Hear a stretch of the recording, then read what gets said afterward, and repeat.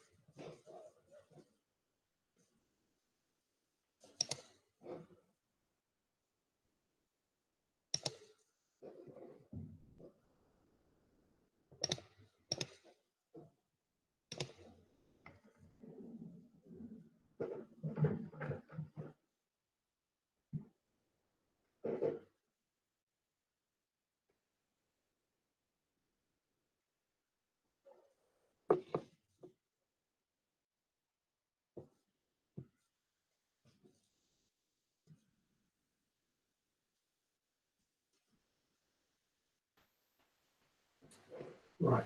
Are there any Mac gurus in the house? Because I'm not sure it's letting me do this. Will, do you have a Mac? I wouldn't say I'm a Mac guru, though. I do have a Mac. Any great ideas would be. I'm just trying to make sure that I can use. It's telling me my system preferences won't allow me to share my screen. Should be simple.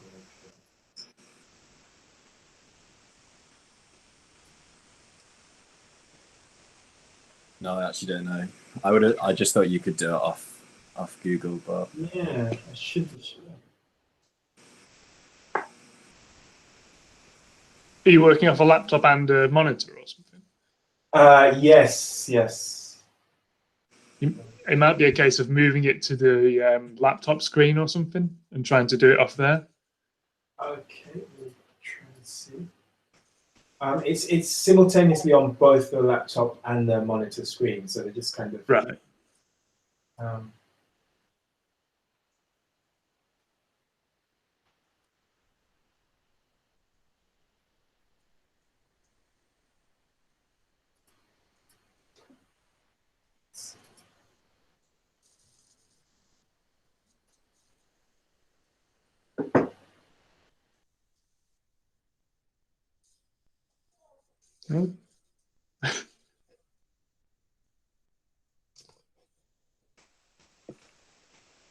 You're presenting now, John.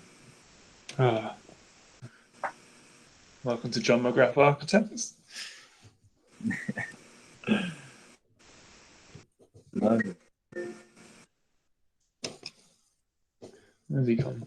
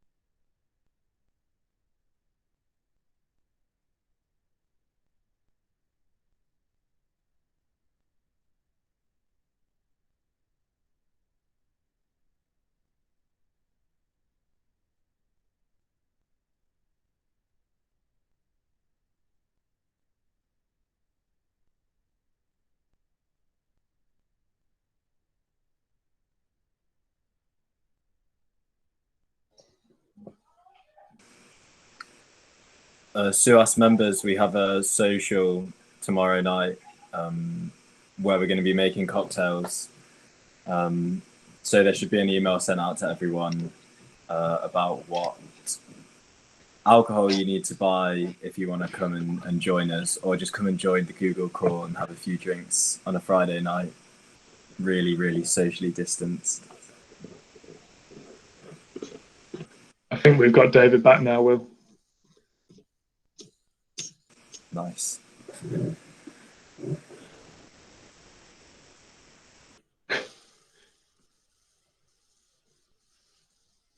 Any luck? We can't hear you at the moment.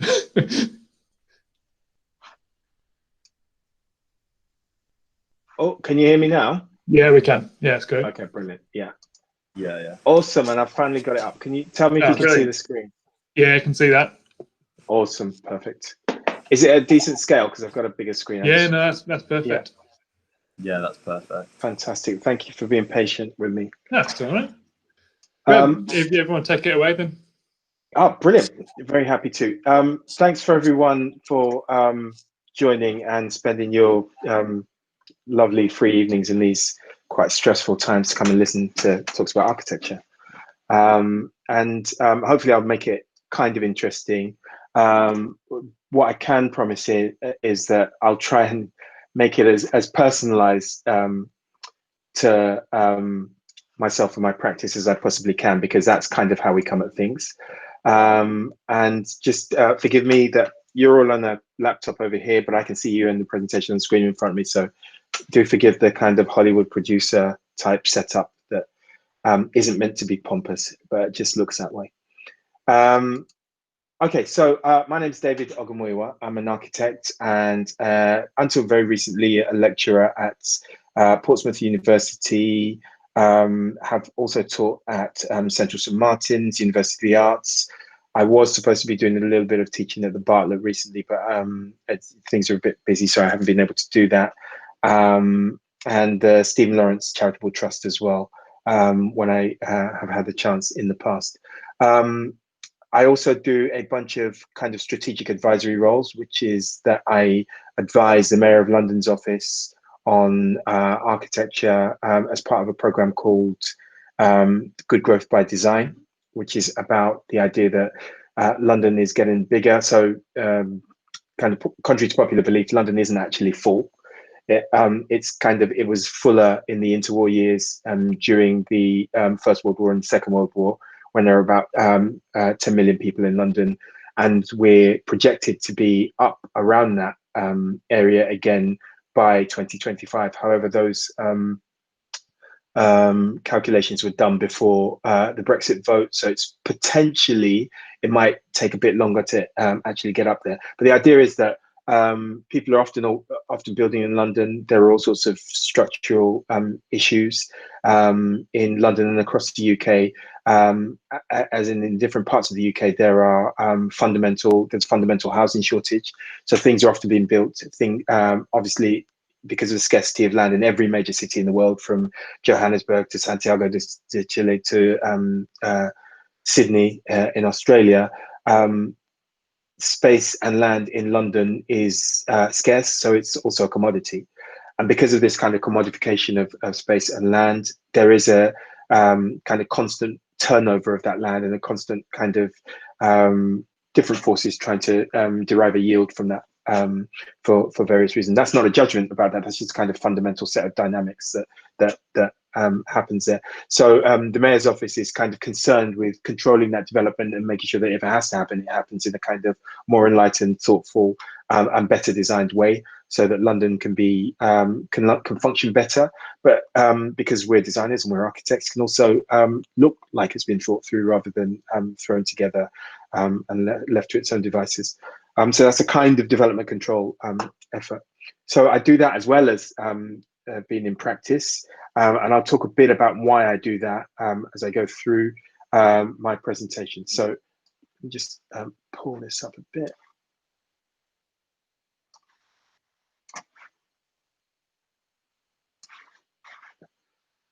Right, so Architecture Doing Place, as the name suggests, we're architects, but we're also really, really concerned with the idea of place. And we are concerned with the idea of context and about how that comes across.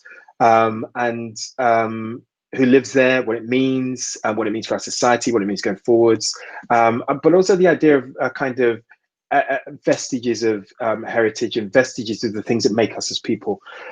So my family background is my parents are from Nigeria originally, but I was born in the UK. So I have these kind of dualities, like lots of people do in the UK, but across the world, and certainly in universities, because there's people from across the world in universities.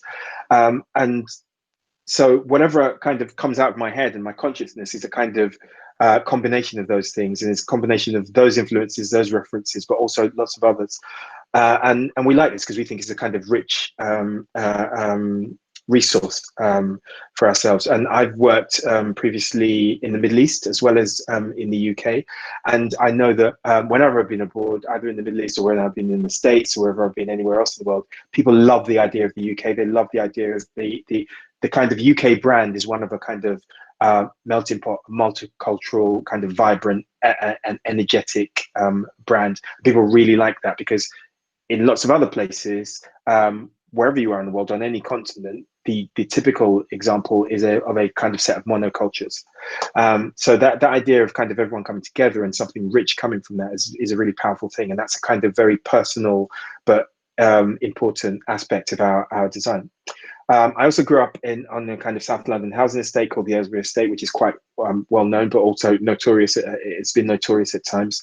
Very often when governments are kind of elected and they want to kind of show that they're doing something about the inner cities, they come to the estate where I grew up and take photos of themselves and you know, and kind of get the photo up there. But actually, there's a lot of kind of richness and kind of resource and imagination that goes on in these places. And I was part of a talk for the London Festival of Architecture a couple of years back called Bars and Brutalism, which is about the influence of kind of brutalism on popular culture. So going back to A Clockwork Orange, where Thamesmead's brutalism was formed the backdrop to artists, musicians, music videos, people like Stormzy, fashion designers, the kind of the inherent kind of creative capacity that's in these places. So that's a real kind of part of what we try and do and what we try and talk about and articulate in the work that we do. And the kind of grainy image to the right hand side of the page is an estate next to one I used to work on. So I have a really strange background as an architect in that I retrained as an architect.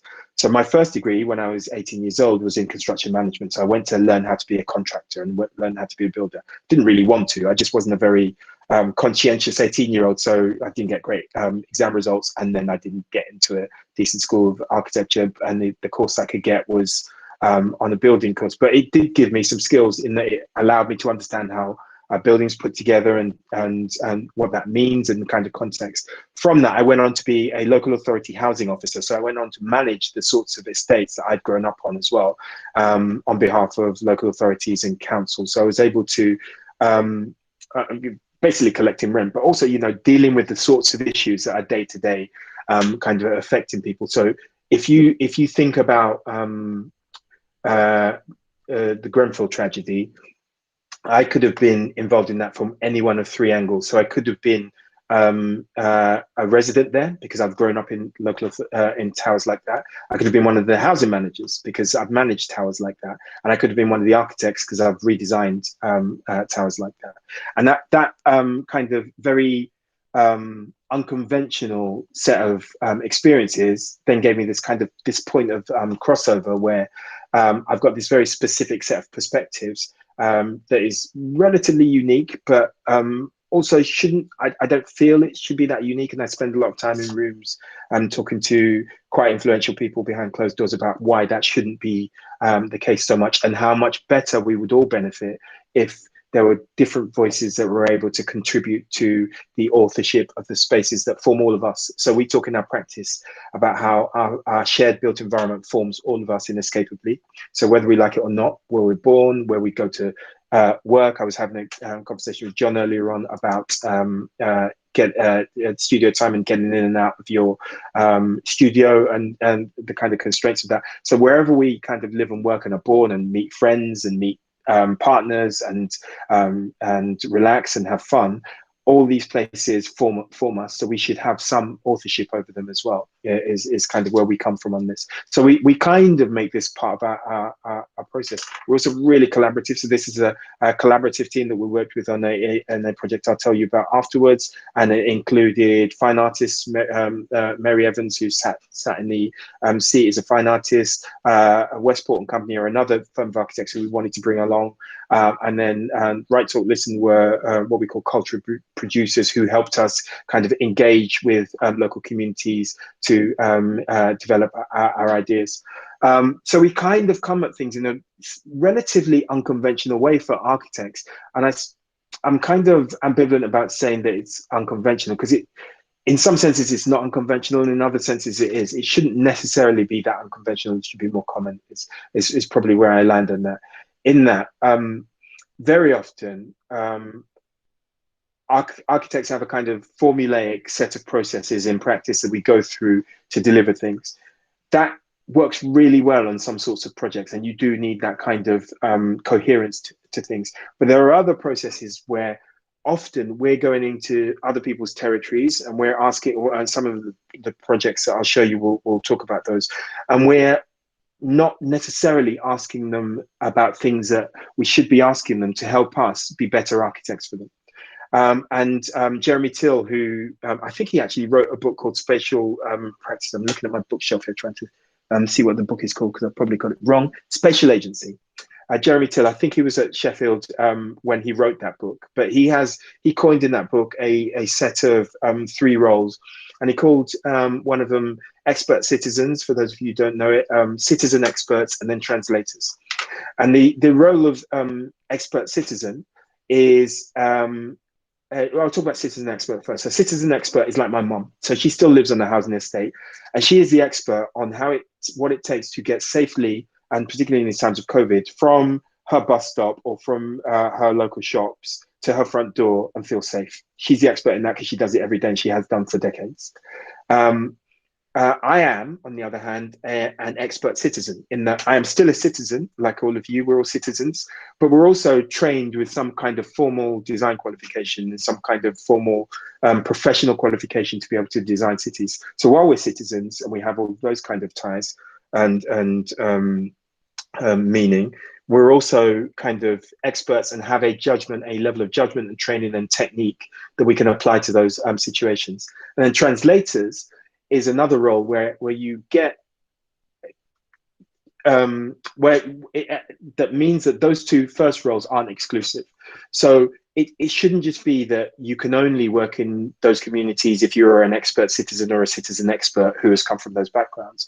But surely there must be space for a separate type of practitioner in between those 2 roles who can translate, and who can say in the words or a language, and by that I mean a visual language, a set of words, a set of metaphors, a set of drawings, a set of imagery, can translate from one of those parties to the other party, and therefore help kind of facilitate an outcome that's beneficial to everyone, and that everybody gets what they want. And that's kind of where we're beginning to see ourselves. So whilst we're architects and we're kind of unconsciously able to talk about ourselves as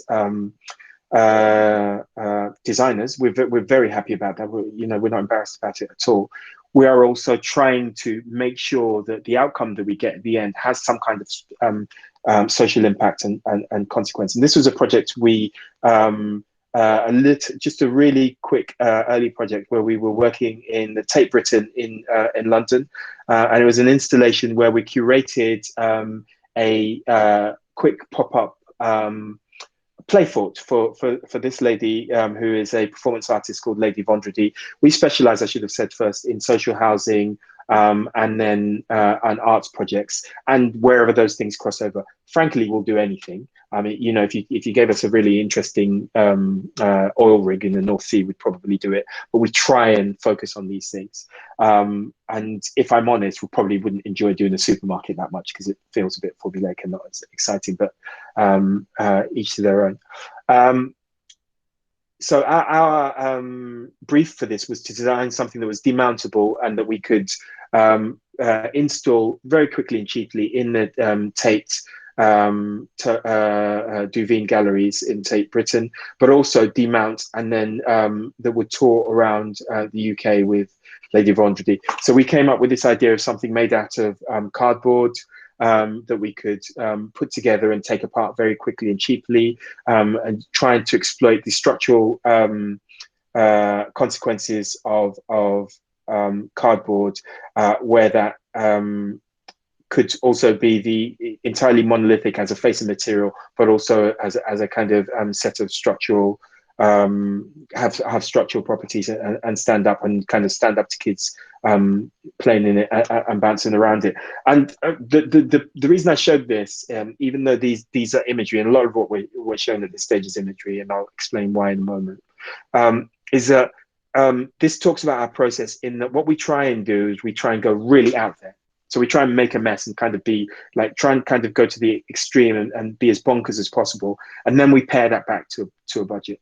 So we don't start by saying we've got this budgetary constraint and that's all we can afford.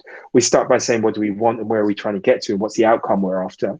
And then what can we do with that? So actually, the eventual installation in the Duveen Gallery, because the budget was so tiny, it was about 150 quid, and we weren't ever going to get this done for that. Ended up as one of those kind of garden gazebos and some Tibetan prayer flags. But that was okay because we were able to kind of infuse it with some of the kind of conversations that we'd had while we were proposing this development.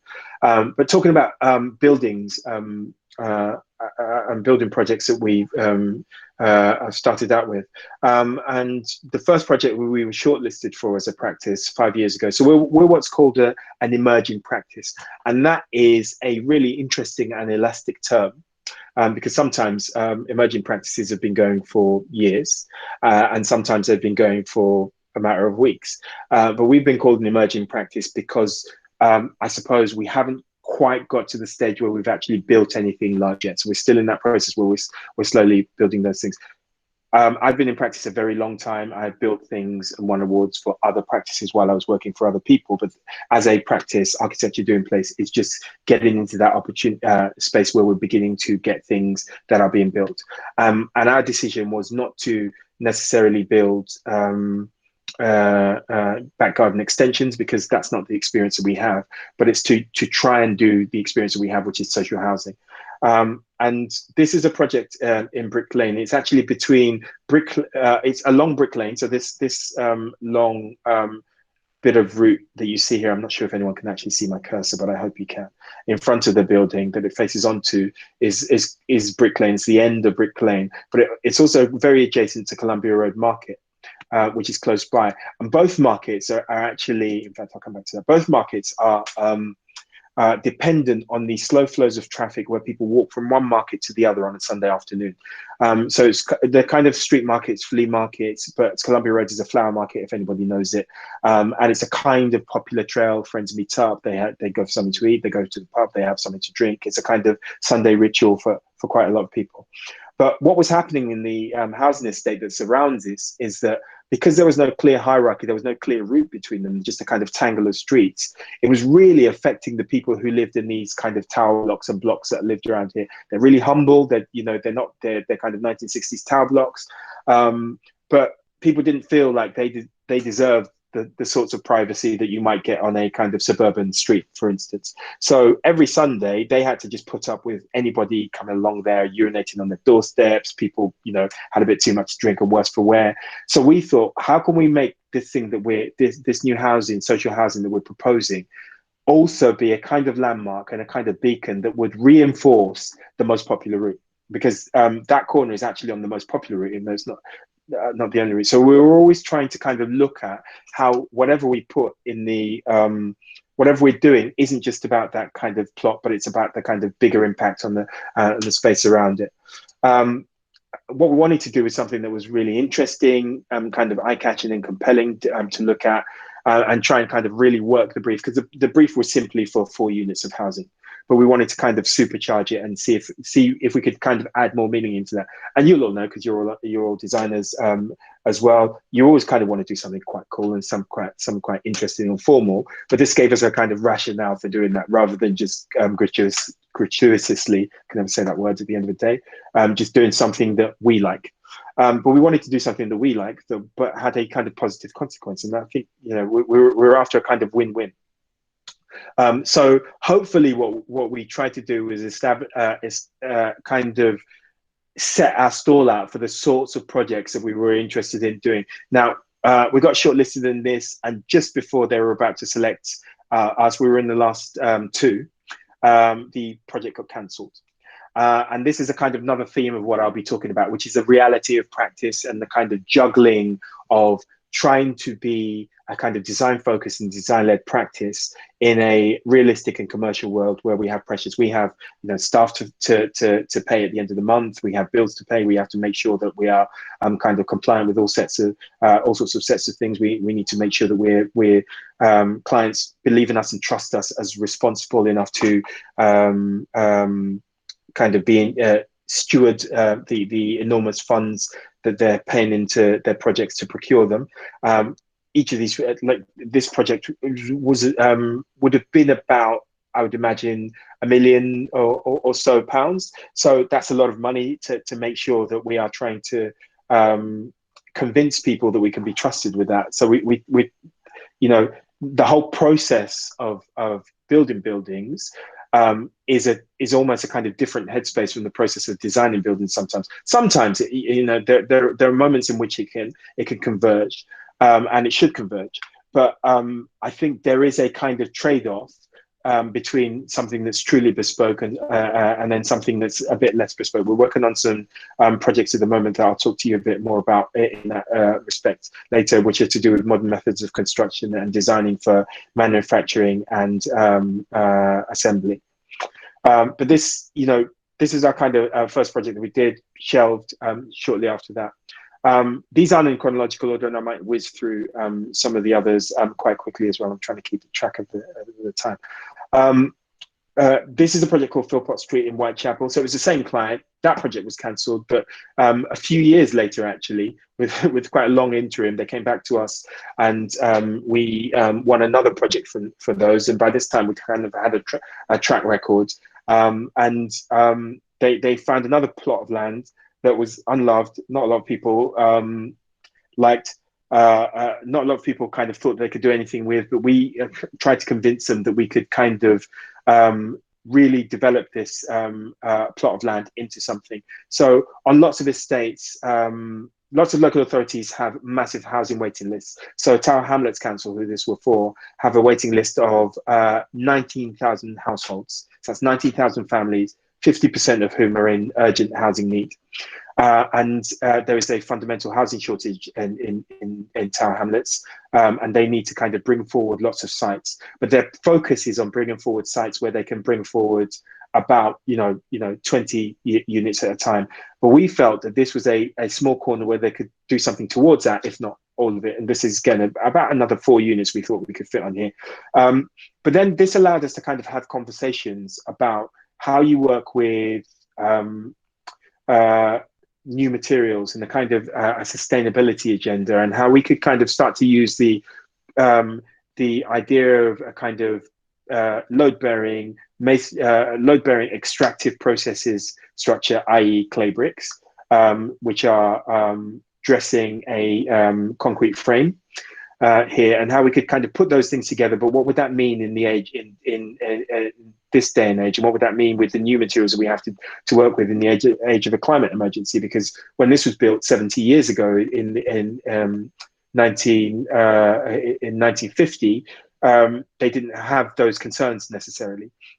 So we started thinking about the idea of using rammed earth. Now, because of the modest size of this, because of the kind of corner, we thought we could go up about 3 stories. And we thought we could start to talk about how you might use rammed earth for social housing in the UK. So this was the first proposal to use rammed earth for a social housing scheme funded by a council in the UK.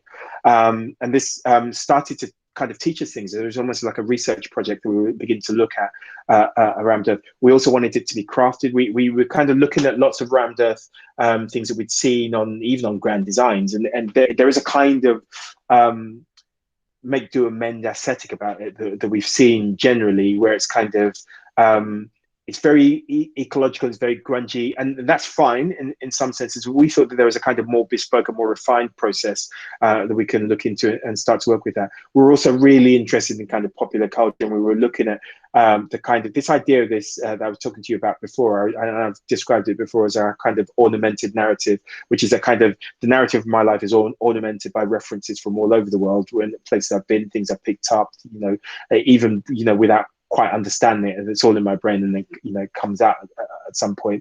And just kind of this idea of ornament and decoration that we really liked in some of the architects that we're really interested in, like Ted and Caruso St. I've just been looking at a lot of stuff about Lewis Sullivan, who was one of the pioneers of skyscrapers in Chicago in the 19th century, and the idea of kind of how you use ornament and decoration as a way to kind of connect more with people, so you don't just get these austere facades. Actually, we're all architects. We quite like austere facades because that's kind of what we're all conditioned to learn about. We've all the kind of modernism that we're all kind of inculcated with. However, when we start to talk to people, and this is one of the things we're kind of talking to people through consultation and engagement, it does leave a lot of people cold, and the things that make them feel familiar and feel safe and feel kind of more at home are some kind of reference to some things that are a bit more cheerful, frankly, and there's no more simple way of saying that. So how do we started to kind of work with these elements, that we felt we could make out of clay. They might be kind of handcrafted out of clay, so you could start to put those in as these kind of crafted elements, but they might start to speak about other processes and other meanings that are about decoration and ornament and artifice. We really enjoyed that. So I just wanted to kind of point out this column here. So another practice that we're really interested in are a Chilean practice who you may know. I always get the name wrong. Peza von Ehrlichhausen or something like that. I always mispronounce it. But we also wanted to talk about those things that my mum would be interested in, like, wanting to know that your communal areas where you're meeting your neighbors is a kind of safe, convivial, joyful place that is clean and has a kind of dignity to it, so that when you're entering your house, that's what makes a difference to you. That's the bit that kind of signifies the experience that you have about your home and that people have when they come to visit you. And if those places aren't taken care of, then you can make everywhere else as lovely as possible or as interesting as possible. But actually, the architecture has failed. And a really good example of this, I think it's called St. George's Estate in Runcorn, or maybe Southgate Estate, Southgate Estate in Runcorn, which was designed by Sir James Stirling in 1977. It won several awards. It was the UK's preeminent architect at the time, at the top of his game. The drawings of the time were really beautiful. The photographs when it was built were amazing. It was knocked down and demolished 13 years later because it had failed. Because what it did was it created a kind of image of architecture that was really for the architect and not for the people who had to live in it. And it was then blighted by social problems afterwards. And a lot of the projects that we work on are actually, we find, kind of suffer from those kinds of blights. We find that estate regenerations happen on a cycle of about every 30 or 25 to 30 or so years. And there's almost a kind of cycle to it because people don't do it properly the first time, and then they regenerate it. And even the regenerations aren't necessarily done properly.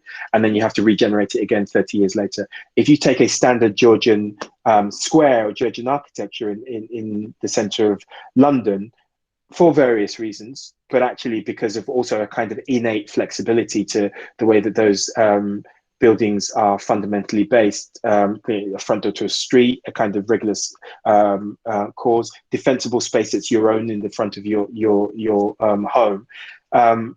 They've been there for 200 years, but we're on a cycle of regenerating things every 30 years. So that's massively wasteful, actually, in terms of resources, in terms of the finance of public money, but also in terms of the environment. So we're trying to kind of give this multiple kind of set of outcomes that are beneficial in the long run. So there's that good growth by design idea that we're going through. So again, reality, we showed this, but we couldn't get the council shelved this project at RIBA stage 2, which is a concept design stage, because their resources and the amount of people there needed to be focused on producing more units for the same amount of kind of physical input.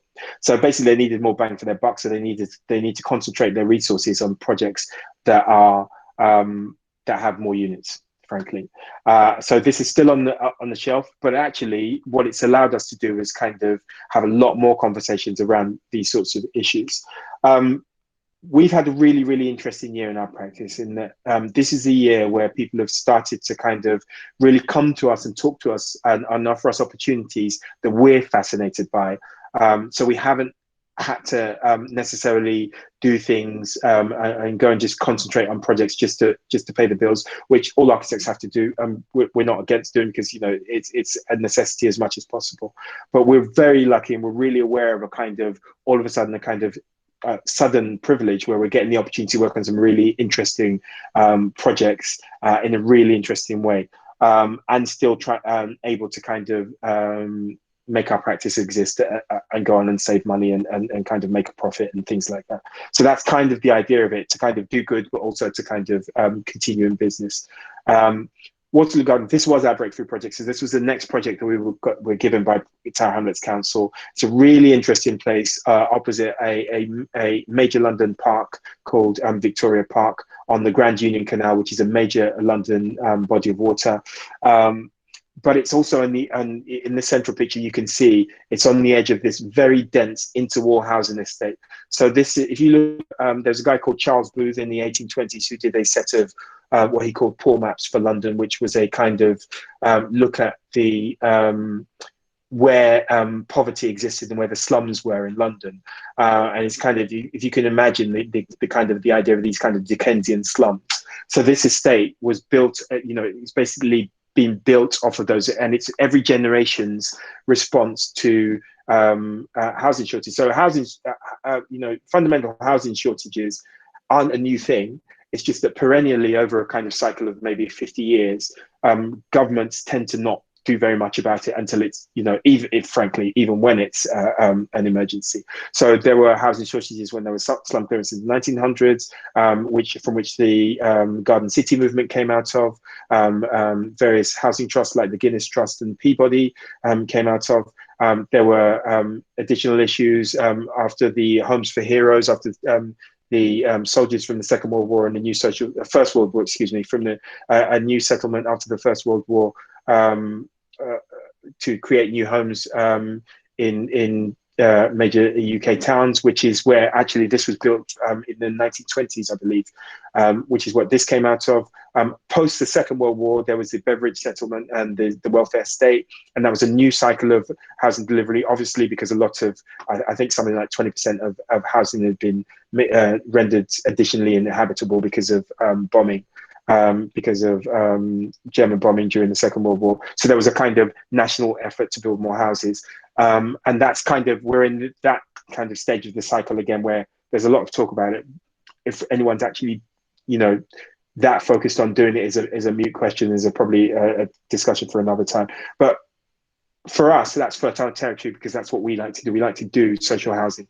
So this kind of short building here by the canals is a kind of crumbling community centre and nursery called Scallywags. We wanted to call the project Scallywags, but we weren't allowed to. We really like the title. But the building itself is kind of ridden with asbestos. It's really, really thermally inefficient. They actually use space heaters, those kind of little space heaters that you plug in to heat these double height volumes in there under that roof, for the kids to go in, and the toddlers to go in and work in. So the air's dry, it's not great, it's not very safe, it leaks, it's damp, it leaks heat as well. So we're trying to co-locate new housing with these new community facilities. And the other thing I forgot to say, it's in a conservation area because the area was established alongside the Victoria Park in the 1820s and between the 1820s and 1840s. So we had these very, very restrictive covenants, like what brick we could use. So we wouldn't have used this kind of sandy colored brick, but they really insisted on it. We probably wouldn't have been as gestural with these kind of tall points that we've got there, but they insisted on some reference to its heritage is what I'm trying to say. So while we're interested in that, we consider ourselves, what we like about architecture is that every age established its own architectural language that's about its own preoccupations at the time. So the Victorians did that. That's why we have lots of fantastic Victorian architecture, because at that time, that was the cutting edge, that was the avant-garde.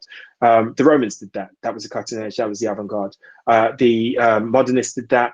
And now I think it's really important that our generation does that, because what we're creating is a heritage for the future. So we're not so interested in kind of pickling everything in aspic. We do respect kind of things that are already existing. In fact, I'm a member of the Historic England Expert Advisory Panel, and my specialism is new interventions in either historic buildings or historic contexts, which I do quite a lot. But I think it's really important for us to kind of also define the future. And I think that is a kind of vote of confidence in the future. It's us believing in the future and kind of creating our own future that then becomes kind of cherished by future generations as well. So we, short kind of digression, we then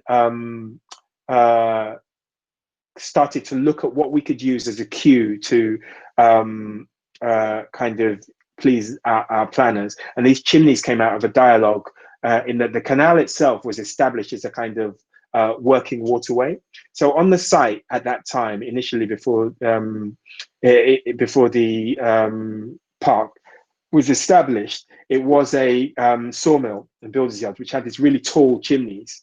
And one of the things we noticed, kind of if you take an aerial view and look on Bing kind of bird's eye views, is all these kind of chimneys that you kind of start to pop up in kind of different places. So we thought about the idea of these kind of tall points, and it's really interesting because one of the things that you get when you look at social housing is that the regulations that we comply with often ask for bin stores and cupboards at the bases of buildings. Now, one of the things that I know from growing up in a housing estate and from managing housing estates is the thing that architects often don't think about is a simple thing like how the refuse is arranged and taken care of, because that, again, really defines how you experience your home. If on a hot bank holiday weekend, when there hasn't been a couple of refuse pickups, refuse builds up, then vermin starts to kind of come to that area. There's a lack of morale, there's a kind of, things become tired and smelly, there's noxious fumes. So we thought of a kind of passive system where we'd use these chimneys, not as chimneys to exhaust smoke from your fireplace, but to exhaust noxious smells from the bin stores that are at the base, these kind of brown areas at the base of the building. So people bring their bins and their recycling out there, they put it in there, and then once a week the delivery vans come along and empty them. But while they're in there, they can be exhausted at these high points into the air and dissipated.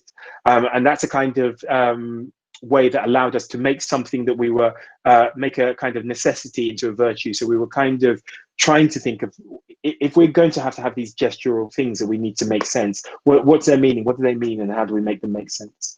And that's where we went with that. Old Willows Close is really interesting.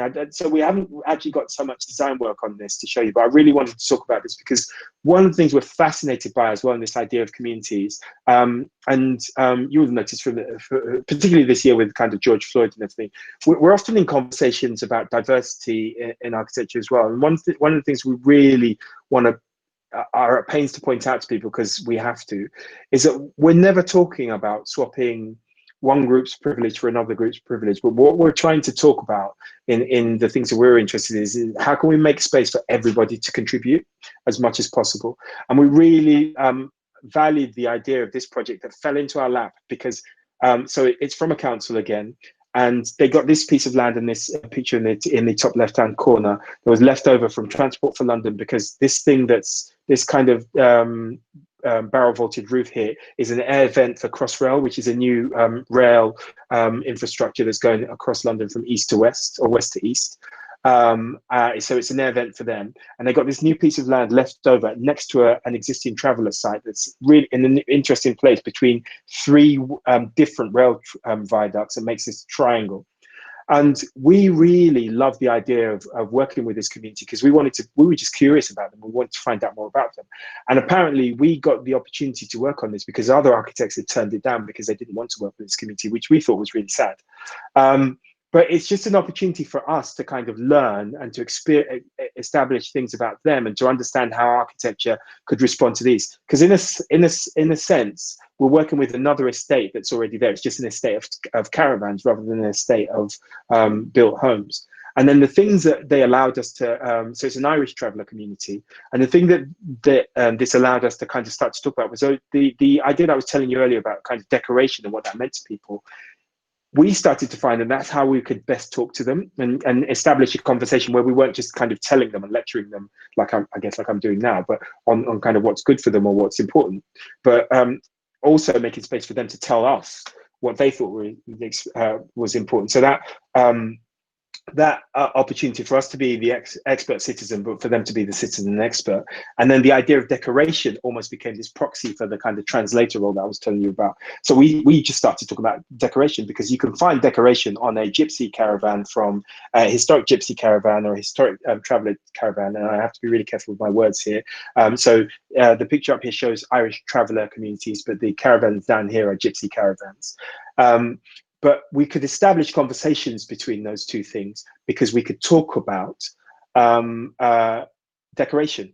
So you can have it on the gypsy caravan, or you can have it on an expensive Harrods or Fortnum and Masons or a Harvey Nichols tea tin that is elaborately decorated and that people take as souvenirs to go and visit relatives in Australia if they go and visit them, sort of thing. So it's the interesting thing about ornamentation and decoration is that everybody's got an attitude to it. Even minimalists have an attitude to it in that they don't like it, but they're really clear about that. So it's a really strong reaction to that, which kind of defines their approach to aesthetics. Whereas people who really like decoration, it's another reaction to it, which also defines their aesthetic.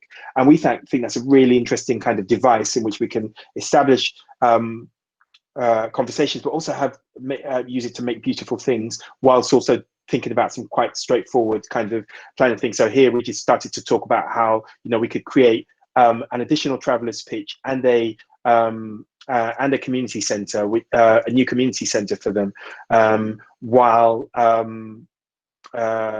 also preserving the same amount of pitches on the site. So there are about 20 pitches on the site at the moment. We were trying to add 2 more to make it 22. But interestingly, once we started talking to them, we found out something really interesting that hadn't occurred to us. Because there is no play area on this quote unquote estate, what happens is the kids play on the roads. Now, in a place where there are caravans and there are lots of vans and it's heavily trafficked, what it turned out is that the kids are actually playing in places where that's really, unhealthy for them to play in terms of air quality, but also relatively dangerous for them to play. So what that engagement allowed us to understand was actually they needed one extra pitch, but what they really needed was a new play space and community centre for everybody that lived there. So that was that conversation allowed us to kind of expand our brief and reestablish, kind of redefine our brief in terms of giving better benefit back to the estate. And that's the kind of thing that we consistently try and do a theme for us. And this is another project for Tower Hamlets Council, because and I keep talking about them because they were the first council and still one of the only councils who really believe in us and our approach and really kind of really supported us, and they're fantastic clients. They're very rigorous, they're very, they're very demanding, but they really believe believe in us and very supportive in us. So they let us be designers, and they tell us about their constraints, and we try and kind of not try to, we absolutely do try and make sure that part of our brief is to make sure that we support them in their constraints. And one of their constraints is that they've only got these kind of patches and pieces of land that they own, that they can build new housing to reduce their housing waiting list. So this, unlike the other scheme, the other two schemes I was talking about, which were four units, this is about 20 units of mixed family and single person and 2-bedroom housing. Very rigorous, but I'll explain it in a bit. And again, the original site is next to two existing an existing estate called the Pitsea Estate. So these two grey kind of blocks here are existing. There's a bit of kind of car park next to them, which you can see in this bottom right hand photo. And then there's a bit of space. There's a yard, which is the blue outline. And then there's a massive railway viaduct, which goes from Canary Wharf into the City of London, in the centre of London. So there's a massive piece of infrastructure that's been there since the early 1800s. And this is the flip side of what we do when we do estate regeneration and when we do estate infill, because we often have to have these quite difficult conversations where we're coming along and telling people who live there, for instance, in these grey blocks, that what we're going to come in and do is we're going to come and put a massive great building right in the middle of your lovely bit of open space and kind of enclose you in. Now, in some senses, in a rational way, that makes sense. So if you look either side of this block, there's this kind of U-type configuration, which is quite prominent and consistent all along. The road to the south of these blocks that isn't shown here is called Cable Street. It's a very, very famous and historic London street. There's a famous kind of battle against fascists in the 1930s called the Battle of Cable Street that was along that road. So it's kind of very evocative. But blocks that face onto it, urban blocks that face onto it, are very often U-shaped for quite a long part of its stretch. So that's all we're really reinstating when you're looking at the kind of grain of it. However, if you live in those blocks, that's not how you see it. You see as somebody else coming along and putting a block there that's blocking you in, blocking your view of the railway viaduct. Although it's a view north, so you still get south light, you still get east and west light. And the river is actually south from here, so you're actually only looking north, and it's a kind of flat northern light. But it is that kind of sense of enclosure, and we're often in those difficult situations where we're saying this is the only space that the council has to develop space for themselves, for social housing, and not for private developer housing. And the only way they can do that is use it to redevelop places of land that they own and that there's nothing necessarily on. And there's not very much we can do about that very often. So I was just going to say, like, one of the other things we did on those earlier projects here, look, so we reinstated a new public realm with a shared surface. We preserved a ball court that was existing there. This is the new nursery and community centre in the foreground, and then 14 units of housing behind it that's facing onto a major London waterway and a major London park. And we reckon the only other place where you get that sort of view in London is Buckingham Palace, where you're looking out onto the Serpentine and Hyde Park. So like we're trying to, where we have to do this infill, our idea is to give something back that is of a superior quality, that's really crafted, that's really thoughtful, and that makes a virtue out of the necessity that's there. So one of the ways in which we initially looked at this was, and we often do this, one of the devices we often use, and you'll see it kind of as a theme running through stuff we do, we talk about this idea of a periscope, because we love the idea of kind of optical instruments that connect you. And that not just connect you to things, but connect you to things metaphorically, visually, so you can see things. So this one, it's actually in this view orientated onto the River Thames, but it could easily be orientated across the railway viaduct if you really wanted to look north. There's nothing great to look at north. It's just the idea that we're blocking in a view to reinstate the view. But that's where that came from, and it came from consultation, where somebody was saying, well, you're blocking in our view. How do we get our view back? How do you compensate us for our view?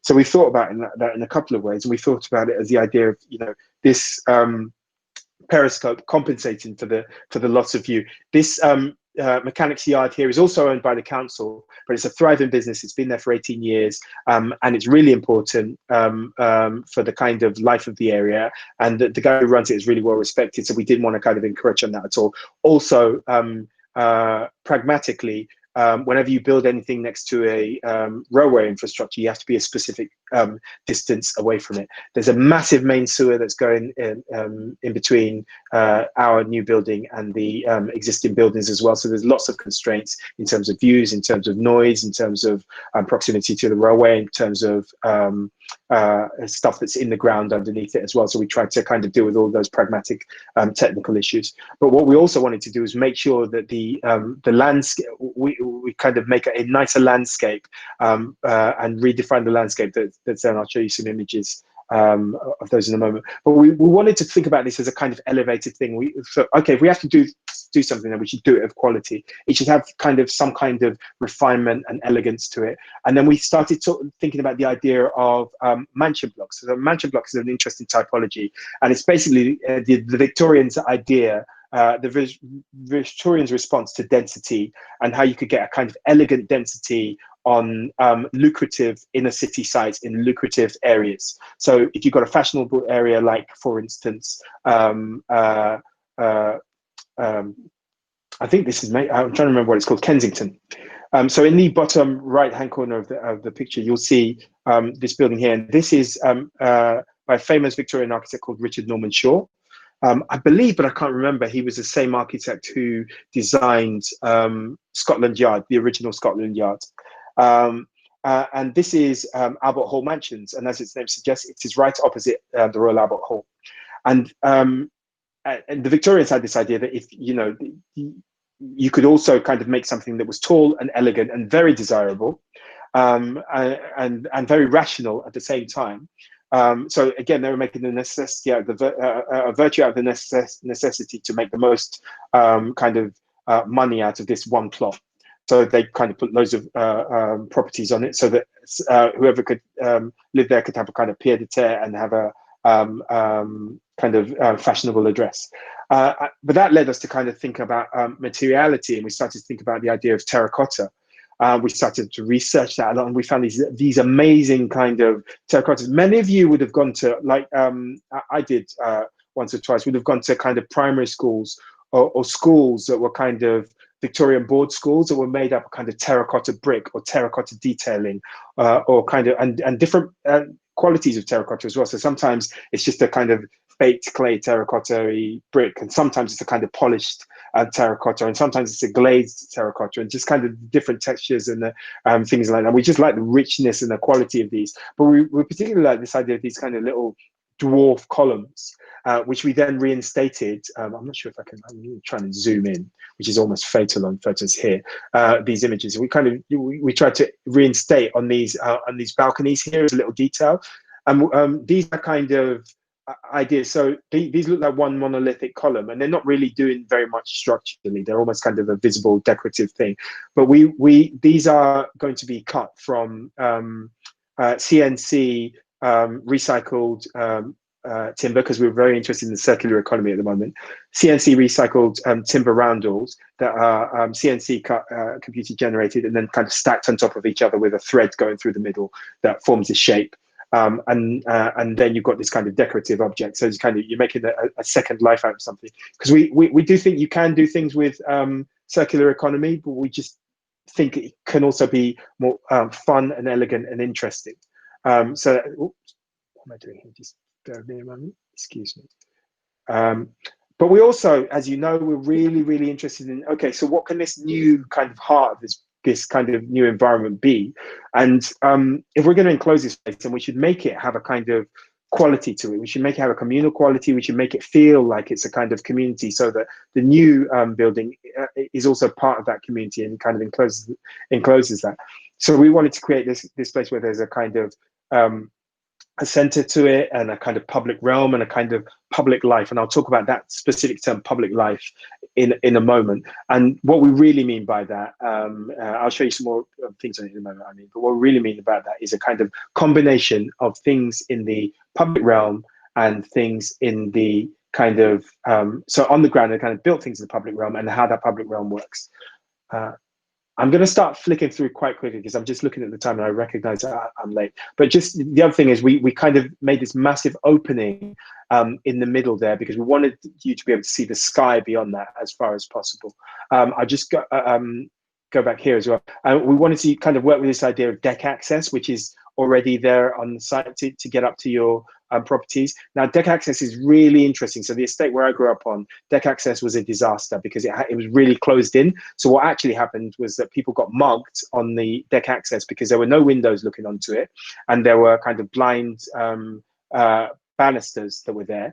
What used to happen is people kind of caught up in blind corners where they were mugged. But we thought actually you could make that a social space where there's only 2 or 3 households that are on that deck access. They've got windows looking onto it from habitable rooms, so kitchens, living rooms, where people actually spend a lot of time, so that you get a kind of sense of passive overlooking, which makes places safer. And those can be kind of terraces for people as well. People can occupy them with plants and kind of deck chairs and stuff, and they would just use them as places to kind of store old junk. But we really interested in this idea that if you have to put something there, how do you make it part of the life? How do you make it elegant? How do you make it part of something that's kind of really kind of a kind of joy to be in, a kind of place? It's a really communal area. As often happens at the moment now, I mean, we find that people often kind of look at Victorian tower blocks and Victorian kind of Peabody estates, and they're really desirable addresses, at least in London, in the centre of London now for quite a lot of people.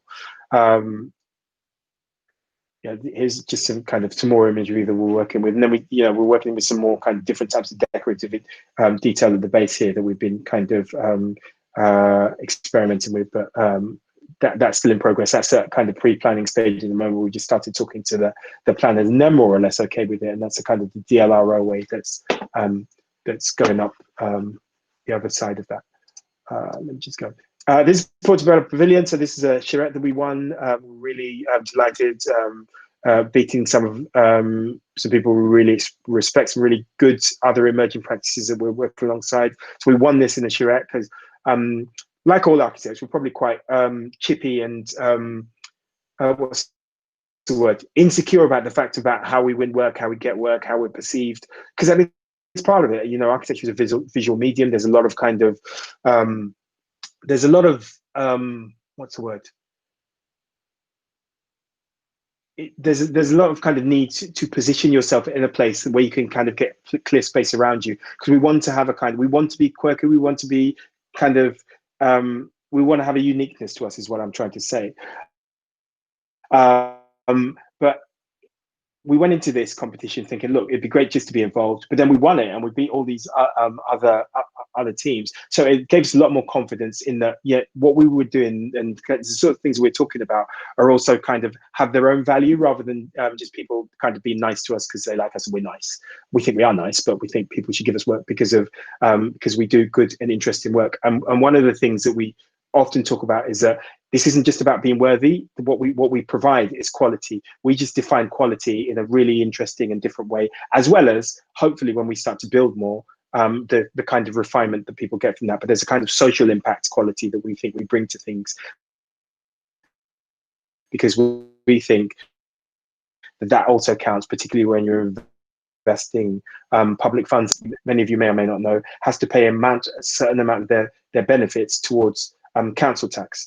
You guys as students probably have to pay something towards kind of your local, dustbin services and stuff like that. So if you're paying into the kind of council's pot, you should also kind of be have some of your voice heard, we feel, and that's kind of where we come from, and that is also value, and that's value for money for the people there. We also use this as so this was the competition that we won was really rapid. So we had 9 weeks from start to finish, from demounting. So we had to design it, fabricate it, install it, have a period of a couple of weeks where we had some arts-based community events, and then dismantle it and put the kind of original park back to its original state. So that's a ball court that's underneath that within 9 weeks for a tiny budget. So this is kind of pretty homemade, it's pretty rough and ready, but that was a great thing because it allowed us to do something quickly and interestingly, and just kind of talk about a set of things that we wanted to talk about. And we wanted to talk about kind of the ownership pattern in this area. So on the left-hand side of this image is a social housing estate, but on the right-hand side, all these colourful buildings that are around it are about £5 million each. social housing, not social housing, kind of private housing. And there've been loads of films. It's a very kind of filmed area. Portobello Market is the other side of it. This is Notting Hill. This is a famous Notting Hill. So it's a very, very rich and well-to-do area that has some social housing sets. So we wanted to create this kind of clearing in the middle of that where groups, where kids and groups and families from all sorts of backgrounds could come together and kind of just do art and make stuff and talk and interact. And that was kind of our idea for this project. And it won that. And it's, you know, we tried to make the most out of it, kind of putting in a bit, again, a bit more decorative detail as simply as possible by just kind of splashes of paint and kind of geometrical forms. This is an interesting project that we worked on in 9 Elms. We were shortlisted for a London Festival of Architecture competition. That team that I showed you at the beginning, this is the project that we collaborated on. So these two tall kind of totems at the bottom were our idea of kind of optical instruments. So one is one that says "We are here" is again a periscope. And the one that says "From here to there" is a camera obscura, and it's in the grounds of a school. So there's a kind of school fence that forms the front of it, so that the kids could go in there and kind of make images of themselves and see trains go by. So that train that you see in that little swoosh in the bottom right-hand corner picture, that was a train that I took to go to Portsmouth, where I teach once a week, every week. And I didn't really understand this area that I looked out on every morning. Once a week, every Tuesday morning, because it was just a kind of anonymous hinterland. So I wanted to kind of create these optical instruments that you could see from the train that would be kind of markers and signals that would tell you kind of what was going on there. And there's loads of development around this as well, and to kind of express the existing community there and to kind of introduce them to people around them and allow people to kind of get to know them and allow them to see them. And we just thought it was quite poetic, the kind of imagery that you could get with a camera obscura, quite elegiac, and that you could be on that train and it's picking up an image of you, kind of a blurry image of you that kind of is in, kind of stays in perpetuity, or for as long as kind of photographic image lasts, I guess. But the image, in the background, you can see Battersea Power Station, which is around the corner. But I remember going to this area as a child, and I couldn't really understand my way around. And we felt these tall points would also, at street level, allow you to kind of orientate yourself around, again, for slow flows of traffic. So if you're cycling, jogging, walking, you could kind of find your way to the tube station by kind of orientating yourself with these things.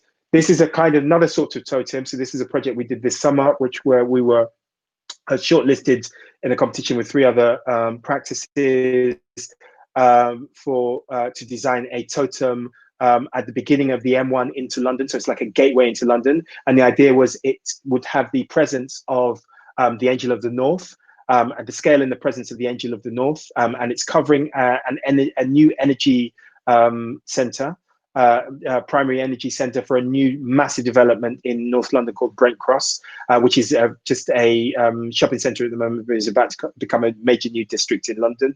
And we've thought of this kind of massive kind of totem with these digital screens that would give you information, atmospheric information, but that would also show art and curated film and visual arts, as well as kind of tell you what the weather was and what the date is and what's going on in the world and perhaps news, and potentially be programmable for commercial activities at lower ground floor.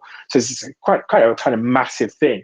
We didn't win again, but it allowed us to kind of start to talk about those issues. And as I said, like some of those things we're talking about at a smaller scale, we're now being able to kind of leverage into kind of bigger propositions for bigger and more kind of substantial processes and schemes. So yeah, it's a massive kind of railway, road, and kind of foot intersection in London. And it's kind of, it was a really quick project, so it's not like the most kind of polished thing. The thing about we found, we would love to have kind of been faster and been better and kind of like supercharge it. So we were then thinking what we'd really like is to kind of add additional pattern and ornament to it, and what that might look like at a massive scale, and kind of did a few more studies into kind of what that could look like. Anyway, so where we are at the moment is we're looking at a lot of kind of strategic things, because some of those issues we've been talking about, we're now being invited to do at a much bigger scale. So there's a big part of London called Meridian Water in Enfield in North London,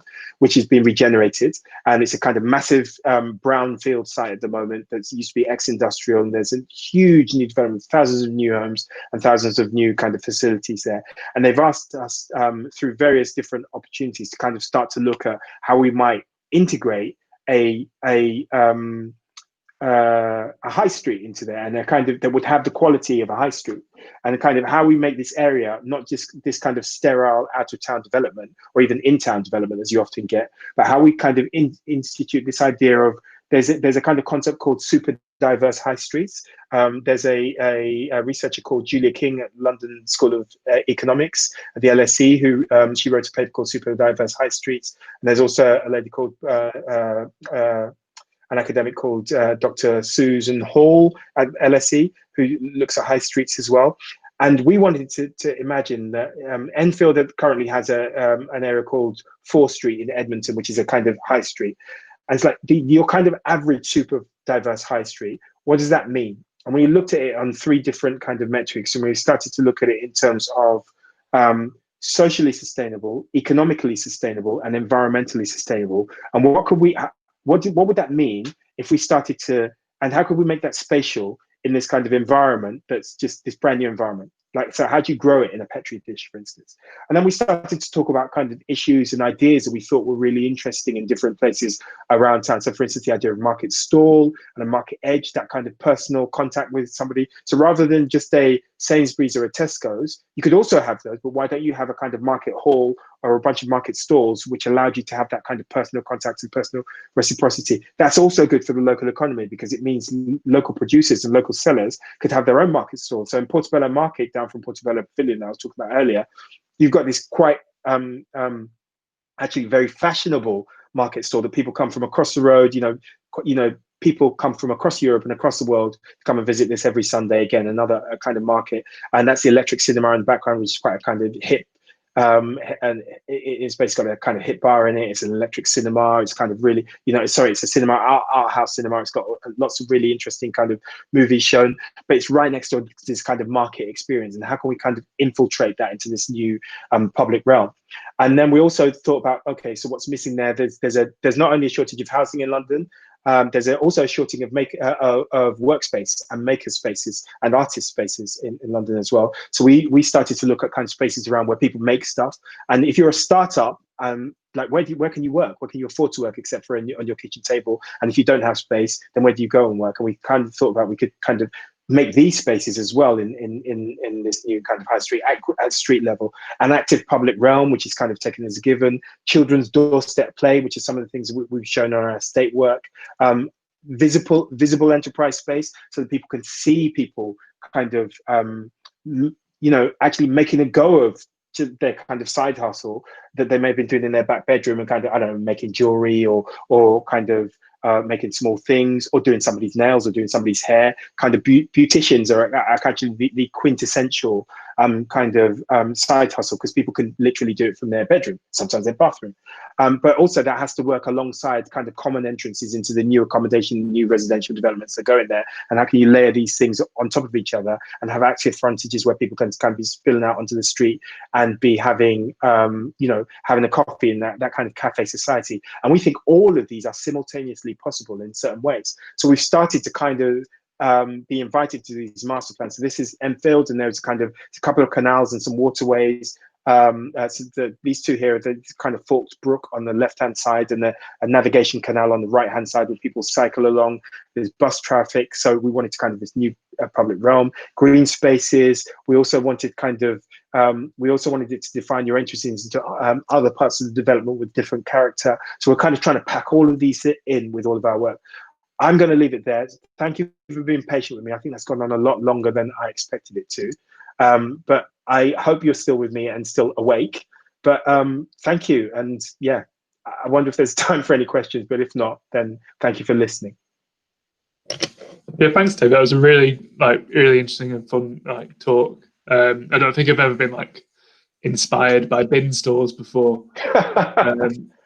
But yeah, if anyone's got any questions, then feel free to type them in the chat or speak up. I don't mind starting things off, but probably have 10 minutes or so for a few questions. But do you think that, because you spoke about you worked in contracting and stuff, do you think that more students should be encouraged to work in more sort of less traditional routes of the built environment?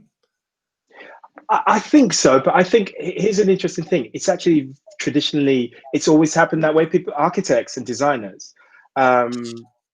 have always come from a variety of backgrounds. Actually, in fact, it's very common. I don't know how many people on your, if there's anybody on your course now who have previous degrees and have kind of previous experience in different things. So I studied as a mature student, but I know lots of other people who did as well. So it's actually not that uncommon.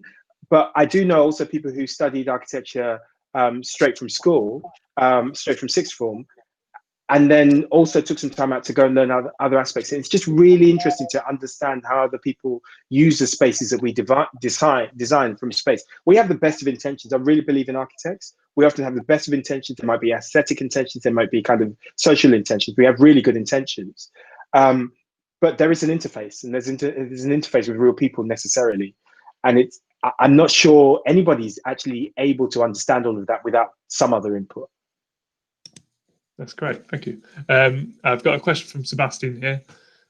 Competitions often get a bad reputation as manipulating architects to produce almost free or low-cost work and visuals.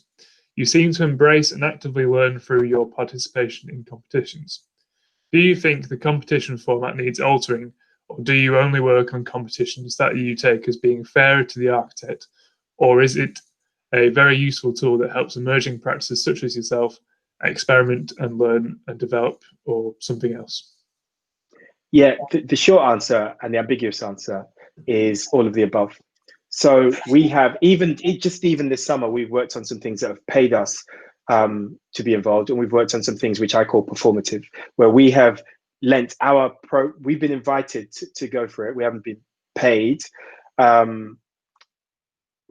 In order to encourage other people to go for it, we've gone for it, because we've said to people who've come to us, because we know we've got quite a good network of other practices we try and support, because we're very lucky because of my previous experience, because of that really weird kind of intersection of experiences I had that was entirely by accident. I mean, I tripped over, I didn't plan it that way. I get invited to things and I get these opportunities. So other people, I have a bigger network of other people who don't get those opportunities, which is why we collaborated on that other thing. So I invite other people to be involved. Now, we've got invited to some of those this summer where, frankly, people have leveraged our profile to be in there so that they could get other people to be involved and then look good. And it was a waste of our time. But we've also been involved in processes this summer where we really believed in it and it was worthwhile. But we've also been involved in processes this summer where we thought it was worthwhile and we've been paid to do it. So that one at Brent Cross, we were paid to do that, which was fantastic. We were given an honorary. It wasn't very much, actually, but it was enough. And we could have tailored something to that, and that's unusual. And this is a kind of dilemma, this is a paradox that all architects always face and always have faced. And I suppose the idea is you have to pick and choose, and you have to be selective, and you have to know what you want out of it. And some of it, we're really conscious that sometimes what we want is a calling card, and sometimes what we want to do is an opportunity to demonstrate something that we're thinking about, rather than starting from a blank piece of paper and producing something from fresh that we really think is going to win, and then it doesn't win and it's crashing because it's taken all of our resources and time and effort.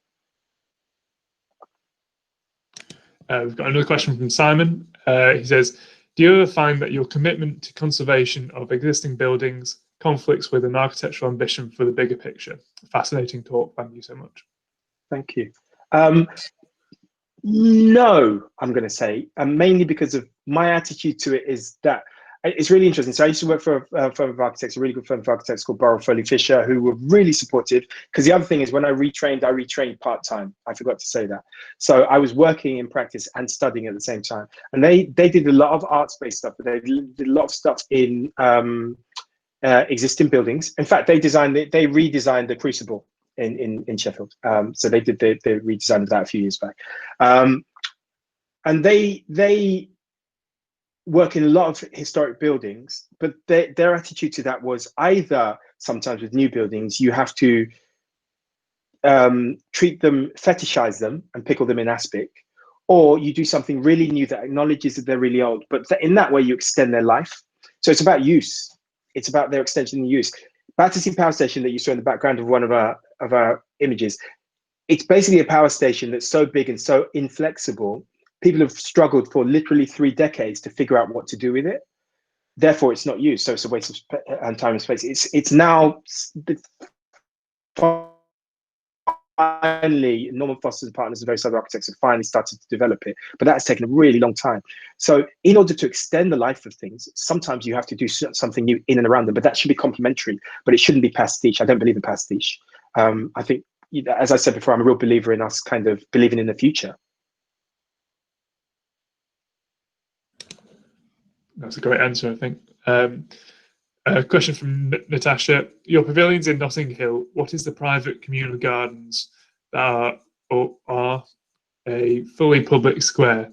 How did you try and get people from different backgrounds involved? Do you know what? It's really interesting because we basically made a weird, massive thing. And we built it ourselves, and it was a thing that we're trying to use now. So on a lot of projects, we're talking about using one-to-one model making, and by that I mean the pavilion. So it's basically a kit of parts we put together one-to-one, and we were there for about 10 days building it. And people would walk past and go, "What the bloody hell is that?" And like, you know, but they would talk to us because they would do it, so they would find out about us. So not only do we get to know them and find out about them, they got to know us and find out about us. And we'd say, "Come along, the thing's happening in a couple of weeks. Come down and be involved." And then some of them would, and they'd pass through. And it's almost like if you build it, they will come. Type of idea. But you know, I suppose I would say that better in that if you build it with the right spirit and the right generosity and openness, they will come, hopefully. But you have to kind of trust that and establish those kind of connections and then tweak, you know, because then you know, you might be doing something wrong, or we found out there was a particular lady there who's really annoyed because she felt the council had been wasting a lot of her money for years and years and she was really annoyed at them for all sorts of other grievances. But we were able to kind of talk to her through that. No, we're not the council, we're not the council's agent, we're architects, we're not thinking, but we were able to kind of start to have a conversation with her that would talk about why we were doing what we were doing and how much it costs and how much, you know, and she did pay for part of it because she's a council taxpayer and things like that. So we had conversations that fed into us that allowed us to do better stuff elsewhere. I hope that wasn't too rambling. That's great. I don't think there's any more questions at the moment, but Tasneem just says thank you, and she loves how passionate and excited you are about your work. Thank you so much. I think that might be quite a nice point to end it on. But yeah, thank you very much again, because it's Mimi's got a question. We'll end with Mimi's question then. You've described how your background has sculpted your architectural path, when architecture is often viewed by many as a path for the privileged due to its course length, etc. And UK's demand for new housing. Do you feel academia and the profession is doing enough for students/architects to come into contact with users, and what can be done to be changed and to allow the profession a more viable route for many? Yeah, I mean, I don't think it's about coming into contact with the public. I think it's letting the public into the profession. And I do talk very, hopefully passionately about that in other private places and have a lot to say about that to a lot of people. I'm a massive and vociferous critic of the RIBA, I'm afraid. I don't think architecture is one of the most privileged professions and one of the most exclusive professions still. And there's no reason for that, and for the reasons I've mentioned before, it's massively wasteful. It doesn't really help anyone. And all of the architects I know from every background, potentially I'm self-selecting the people that think like me and a friend of me, and but even the architects that I think are quite commercially focused are good people. They're decent people. They like to think of themselves as fair. They have their own kind of priorities, but they like to think of themselves as fair. Even the ones that kind of work for loads of developers. I don't know very many people who think it's a good idea to only have a narrow set of people from a narrow set of backgrounds that is effectively similar to what it was 100 years ago at the end of the First World War, after the First World War, that it is now, to kind of design things. The problem is no one seems to agree with it, but it is still the case. And I think what I try and do and talk to people about and raise as often as I can is how can we just make that not the case? Because it's in no one's interest. It helps literally nobody.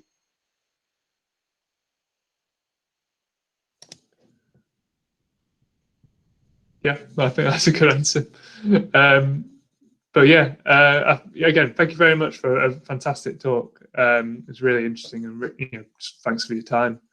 And thank you everyone for coming. Thank you so much. Yep. No, not a problem. Good to have you. Thank you very much. Bye-bye. Cheers. Bye.